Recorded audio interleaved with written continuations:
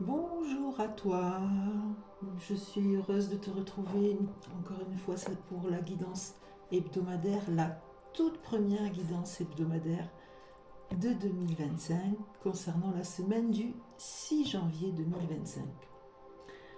J'ai mis en ligne, comme tu as pu le voir très probablement, la guidance pour le mois de janvier. Donc là, on repart sur nos guidances hebdomadaires et nos guidances de lunaison, pleine lune et nouvelle lune. Et dès la semaine prochaine, je vais commencer à publier les 12 guidances de l'année 2025 avec les vibrations pour chaque signe astrologique comme je te l'ai promis. On va donc commencer tout de suite notre guidance pour la semaine du 6 janvier.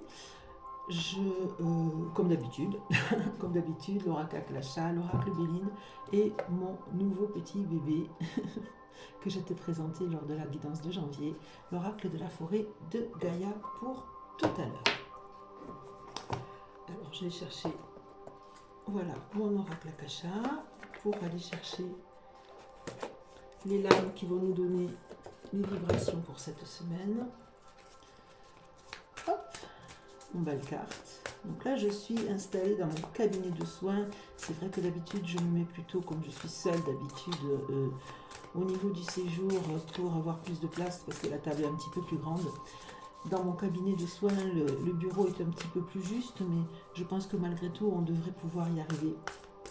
J'ai une belle luminosité et les énergies sont plutôt sympas ici, donc les énergies sont sympas partout chez moi, mais c'est vrai que je privilégie essentiellement quand même la qualité des énergies de mon cabinet de soins en veillant à qui y rentre et en prenant grand soin de lui. Allez, on va couper donc les cartes pour cette première semaine du 6 janvier 2025. Chers guides, chers anges, hop, qu'est-ce que vous avez à nous donner comme message?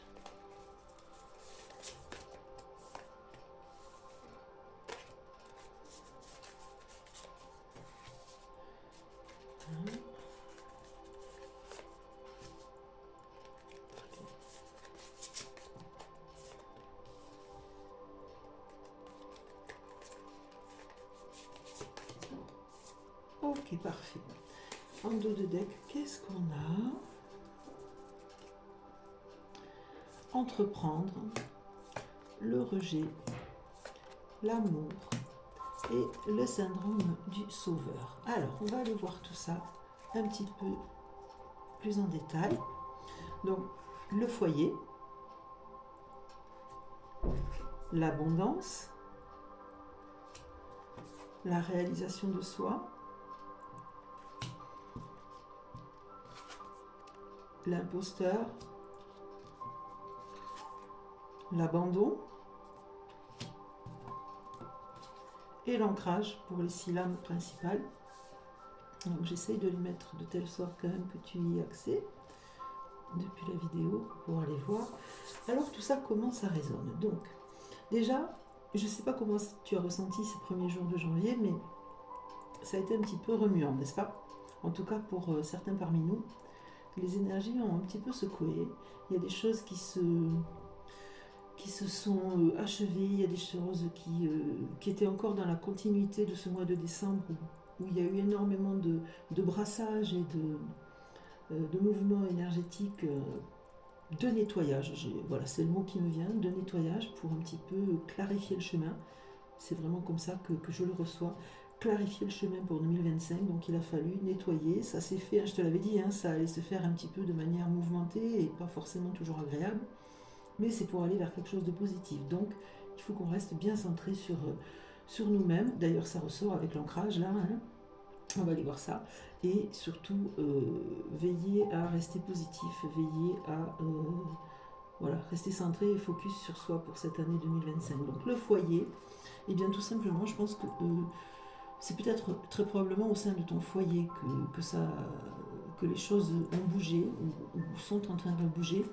Et ça peut aussi être tout simplement l'idée voilà, de te recentrer sur ton foyer, de te recentrer sur ton chez-toi, un petit peu comme, tu vois, le foyer, il est quand même, il est positionné sur un arbre, donc on sent qu'en dessous, il y a ces racines qui sont là solides, les racines qu'on retrouve ici avec l'ancrage. hein. Donc ces racines qui sont là et qui sont solides, et ça peut aussi tout simplement vouloir signifier que c'est au sein de ton foyer que tu vas aller retrouver la stabilité nécessaire et le ressourcement nécessaire pour redémarrer justement sur 2025 de manière plus positive. On a toujours la carte de l'abondance qui était déjà sortie, hein. D'ailleurs le foyer aussi était sorti, hein. La carte de l'abondance, non, de la dépendance, pardon. Excuse-moi, c'est pas l'abondance, c'est la dépendance. Donc, la carte de la dépendance qui sort, mais je pense que c'est... alors, du coup, je prends le temps de me connecter à cette carte parce qu'effectivement, je l'ai mal interprétée quand elle est sortie. C'est non pas l'abondance, mais la dépendance. Et oui, ok, c'est donc ça. Voilà, effectivement, je pense qu'il y a un lien à faire avec l'abandon, ici. Ces deux cartes sont intimement liées dans le sens où il y a quelque chose probablement là qui se joue autour de... on a l'imposteur aussi, hein, je pense qu'on peut associer ces trois cartes-là qui peuvent tout à fait être associées ensemble avec le rejet qui est ici, hein, voilà. On a pas mal de cartes là qui sont communes finalement dans leur interprétation. Et je pense que ces cartes-là sont là pour dire tout simplement que ça sert à rien finalement de s'accrocher à ce qui n'est pas bon pour nous. S'il y a des choses qui ont été mises à jour, ou si tu réalises des choses, ou si tu comprends des choses, ou si voilà, il y a aussi hein, l'imposteur, voilà, l'imposteur qui est là. Si tu découvres, ou si tu as découvert des choses qui te semblent pas être en accord avec toi, avec celle que tu es, ou celui que tu es, eh bien, il ne faut pas t'accrocher. Ce n'est pas ces choses-là qui te définissent. Ce n'est pas ça qui te définit. Il y a la carte de la réalisation de soi hein, qui est là, la carte de la réalisation de soi qui fait que tu es sur cette étape en 2025 où tu vas pouvoir te réaliser pleinement, te débarrasser de ces entraves finalement qui te retenaient et qui te maintenaient dans quelque chose de négatif.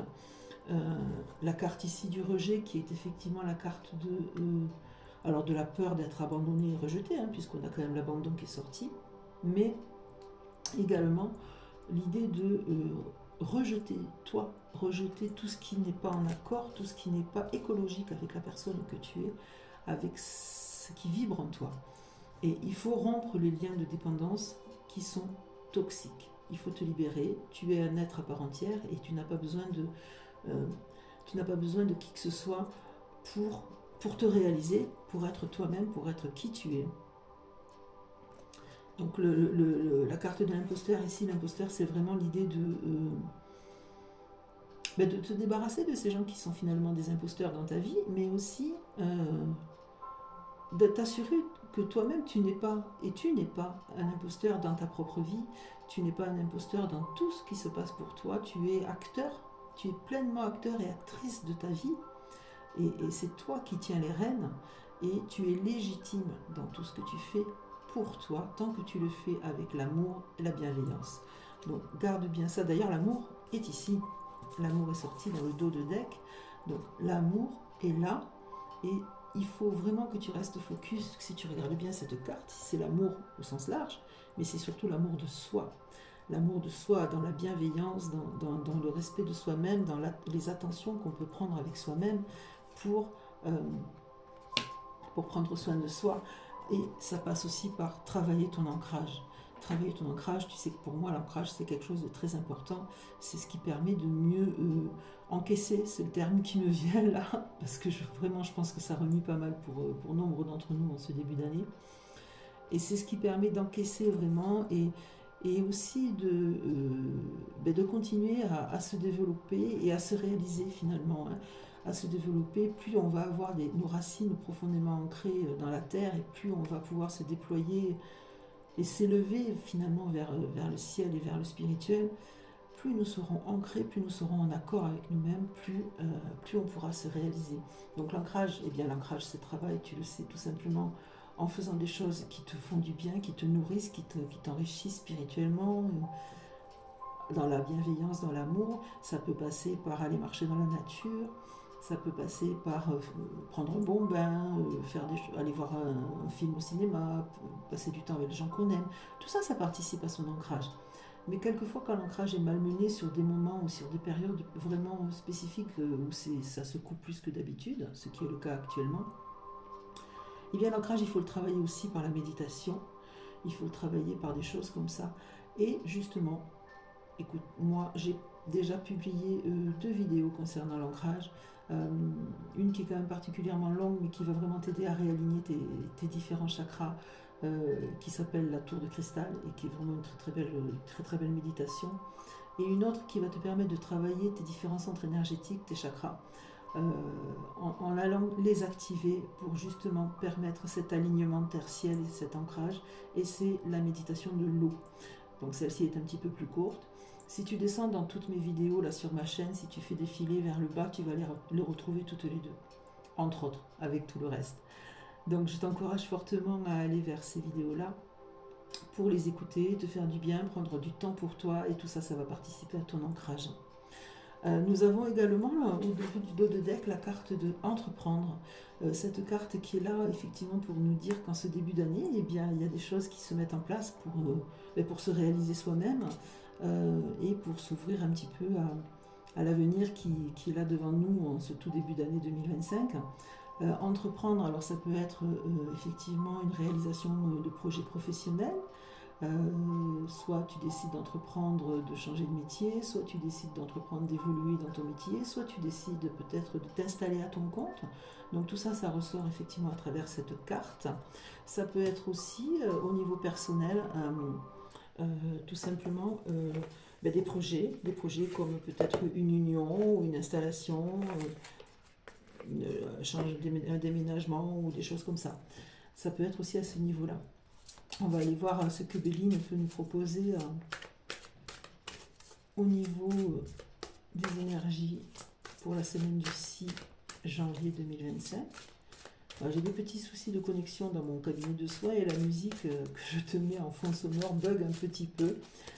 J'espère que ça ne perturbe pas trop ton écoute.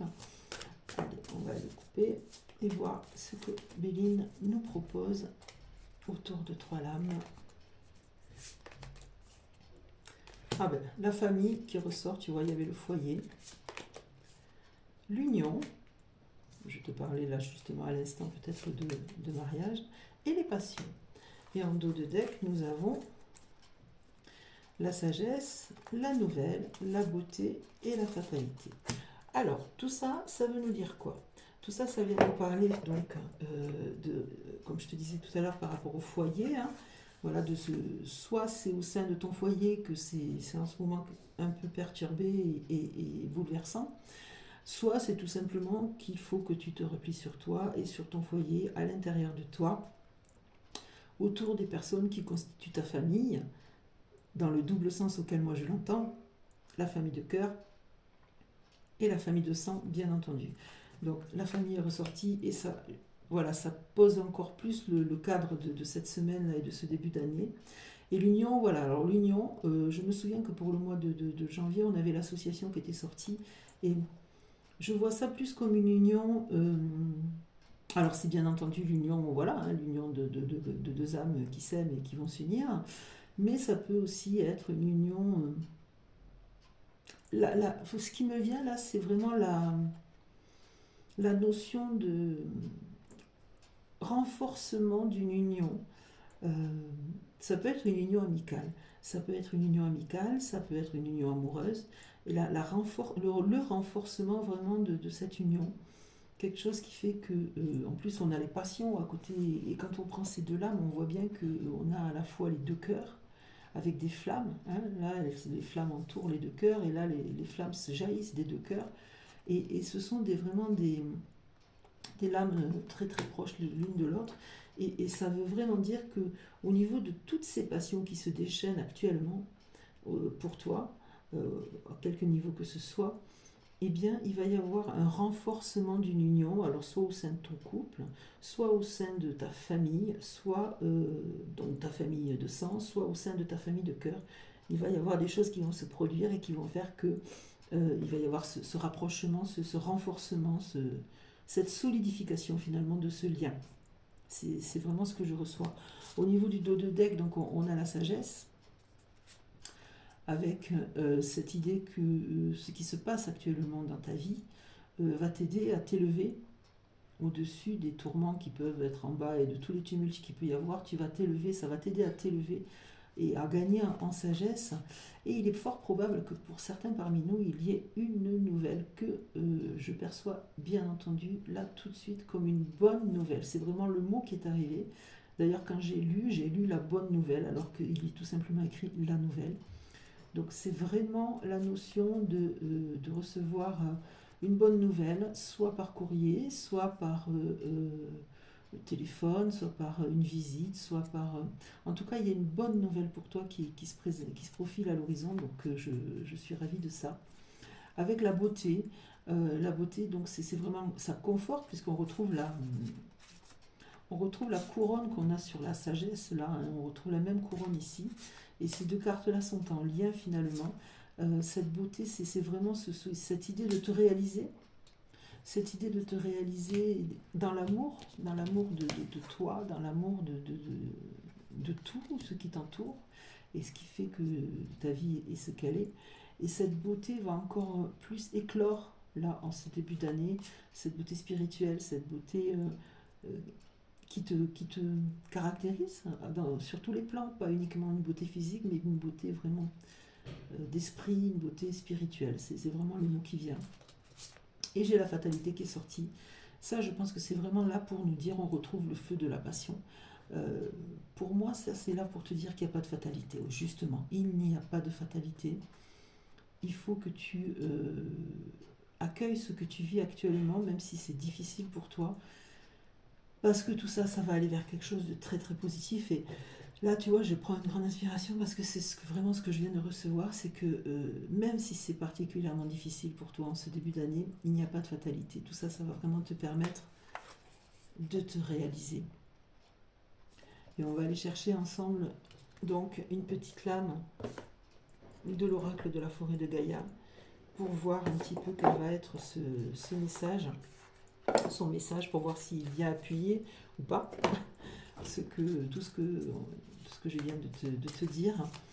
En tout cas, voilà, encore une fois, du temps que je bats les cartes, j'insiste sur le fait que ce début d'année secoue, oui, mais il secoue pour vraiment quelque chose de positif, parce que l'année 2025, c'est vraiment l'année de la concrétisation de tes réalisations, et c'est une année qui se veut être positive, et elle ne le sera que si toi, tu l'accueilles dans ce sens. Donc oui, en ce moment, les énergies te brassent et te secouent, mais c'est pour quelque chose de meilleur.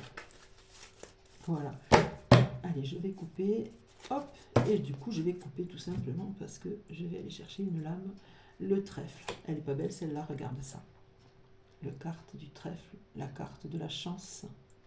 Je vais aller te dire ce que le petit livret nous raconte.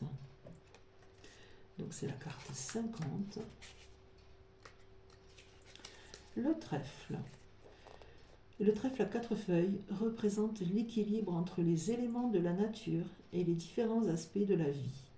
Il symbolise la chance et la stabilité, invitant à trouver un équilibre entre le corps, l'esprit et l'âme. Il repousse les énergies négatives et offre sa protection à ceux qui le croisent. Symbole de chance, le trèfle à 4 feuilles indique une période de croissance et de renouveau. Vous êtes sur la voie de l'épanouissement et du développement personnel. Il suggère que des opportunités positives sont à venir dans votre vie. Le trèfle rappelle également la connexion avec la nature et l'importance de respecter notre environnement. Il suggère que des aspects positifs sont à l'œuvre dans la concrétisation de ce qui vous questionne actuellement. Prenez soin de préserver votre chance en évitant les comportements imprudents ou impulsifs. Faites preuve de sagesse dans vos décisions et choisissez judicieusement les personnes avec lesquelles vous vous entourez. Protégez votre énergie et restez fidèle à vos valeurs. Je pense que effectivement, ça vient tout à fait s'inscrire en complément avec l'idée de la sagesse, avec l'idée de s'entourer des bonnes personnes. Hein, quand je te parlais de la famille là, qui est sortie, donc la famille de cœur, la famille de sang, mais la famille de cœur essentiellement aussi. Vraiment, là, je le ressens autour de ta famille de cœur plus que la famille de sang. L'idée, effectivement, comme je t'ai dit, hein, que ça aura beaucoup, mais que tout ça, ça va aller vers quelque chose de positif. Donc oui, cette carte du trèfle, cette magnifique, superbe carte du trèfle est là pour te dire que ça va s'arranger. Garde confiance, reste dans l'accueil, reste dans l'amour, reste dans la bienveillance et dans la gratitude. Tu sais combien ça compte pour moi. Reste dans tout ça et tu vas voir que très vite les choses vont finalement s'ouvrir sous un nouveau jour. Je te souhaite une merveilleuse semaine du 6 janvier 2025 et je te retrouve très très vite. Ciao ciao ciao.